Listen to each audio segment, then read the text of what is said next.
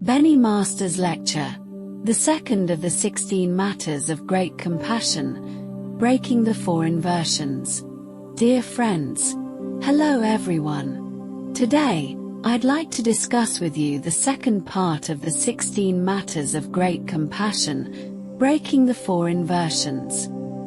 These 4 inversions are the root of our mental delusions and the starting point of a life filled with suffering.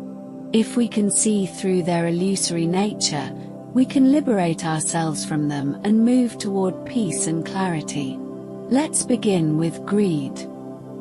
All forms of greed arise because our minds are tainted and pulled by external influences. Take, for example, bulimia nervosa. It appears as an obsession with food, but at its core, it's a deeper inner void at work. This greed isn't something we can see through overnight. Consider the early versions of full self-driving (FSD) systems. At first, they couldn't instantly detect problems or make correct decisions. Yet, after years of training, they can now, in most cases, identify issues and respond accurately in a split second. How is this achieved? Through repeated training and practice. Familiarity breeds skill. The same applies to our minds. Through consistent observation and refinement, we can cultivate a sharp and awakened heart. So, how do we transform ourselves? The key lies in establishing new, correct perspectives while letting go of old, mistaken ones. For instance, many people think, "I'm tired, I need to rest," when they feel fatigued. This is an old, erroneous view.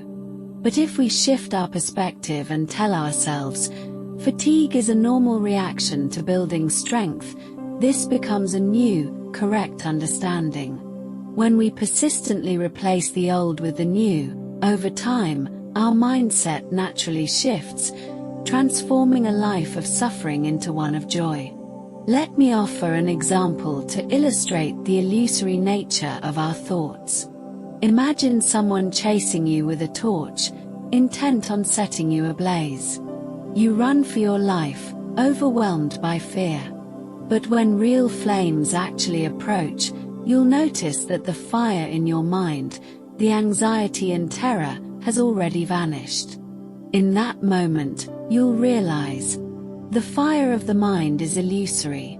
It's wild and bewildering, yet it holds not a shred of real existence. Once we grasp this, we can free ourselves from the entanglements of our inner world. Now, let's dive into the 4 inversions. What are they? Simply put, they occur when, due to ignorance, we mistake truth for falsehood and cling to illusions as reality. Let's examine them from 4 angles and explore how to transform them. First, seeing the permanent as impermanent. The nature of emptiness is an eternal, unchanging truth. Yet, inverted minds see differences, like day and night, and conclude, emptiness is impermanent. They're deceived by appearances, unable to grasp the essence beneath. Second, seeing the impermanent as permanent. The earth constantly turns, seasons change, day shifts to night. This is impermanence in action. But inverted minds insist, nothing's changed, clinging to surface stability while ignoring the reality of flux. Third, seeing suffering as joy. Addictions to harmful habits, like overeating or indulgence, bind the heart like shackles. This is suffering. Yet, inverted minds call it pleasure, sinking deeper into it without awareness. Fourth, seeing joy as suffering. Discipline, guarding our actions and ceasing harmful thoughts, prevents mistakes and brings true peace. But inverted minds say, discipline is suffering, it stops me from doing as I please. They mistake freedom for indulgence. Beyond these, there are 4 more inversions. Fifth, seeing the pure as impure. A healthy person's urine is cleaner than the water in rivers, lakes, or seas. Yet inverted minds deem it impure due to prejudiced views. Sixth, seeing the impure as pure. Cravings for food or lust, when examined deeply, reveal their impure nature. Yet, inverted minds cling to them, believing they're sources of pure delight. Seventh, seeing the self as non-self. The true self is our clear, luminous nature. Yet, inverted minds declare there is no self, denying their inherent essence. Eighth, seeing the non-self as self.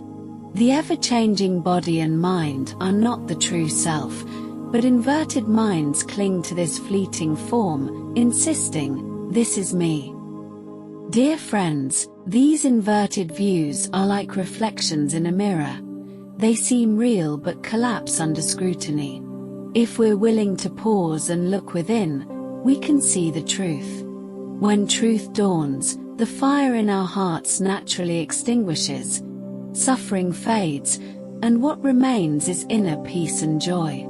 In closing, transforming our lives isn't difficult. It hinges on awareness and practice. Starting today, let's replace misguided attachments with correct understanding and ignite the lamp of wisdom in our hearts.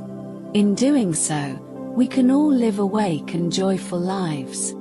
Thank you, everyone.